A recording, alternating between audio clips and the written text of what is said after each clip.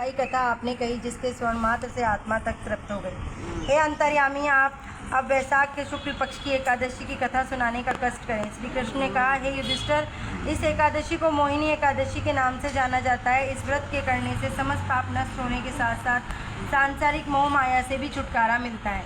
इससे संबंधित कथा कहता हूँ, तो ध्यान से सुनो। कथा मोहिनी एकादशी। प्राचीन काल में भद्रावती नाम का एक नगर था। उसमें दतिमान राम का राजा राज्य करता था।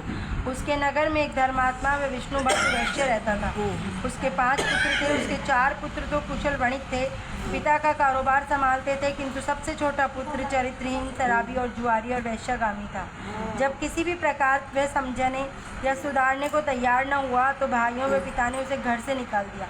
घर से निकाला जाकर वह नगर में चोरियां करने लगा और राजा के सिपाहियों द्वारा पकड़ा जाकर कारागार में डाल दिया गया।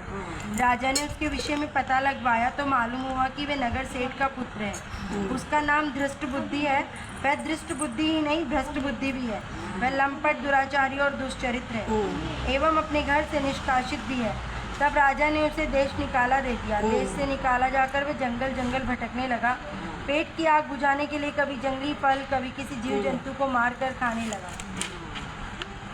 भटकते भटकते एक दिन वह ऋषि कौंडिन्य के आश्रम में पहुंच गया।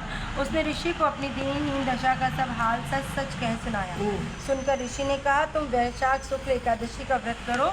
इसका नाम मोहिनी एकादशी है। इसके करने से तुम्हारे सब पाप नष्ट हो जाएंगे। उसकी विधि बताकर ऋषि ने उससे कहा, यह व्रत अति उत्तम है। उस व्रत को विधि विधान, रात्रि जागरण और द्वादशी को दान पुण्य से करना चाहिए। वह विष्णु भगवान की पूजा करनी चाहिए। मुनि के श्रेष्ठ प्रश्नों को हृदयंगम कर उसने ठीक उसी प्रकार व्रत किया, जिससे उसके सब पाप नष्ट हो गए। घर वालों ने व राजा ने उसे क्षमा याचना कर दिया, जिससे उसका जीवन सुख में हो गया। सुख में जीवन व्यतीत कर अंत में वह विष्णु लोक को गया। इस व्रत को करने के वालों के पाप और मोह ममता आदि सब नष्ट हो जाते हैं। वह अनंत वृक्ष पुण्य की प्राप्ति होती है। इस कथा को सुनने या सुनाने से अनंत सौभाग्य स्वतः प्राप्त हो जाती है।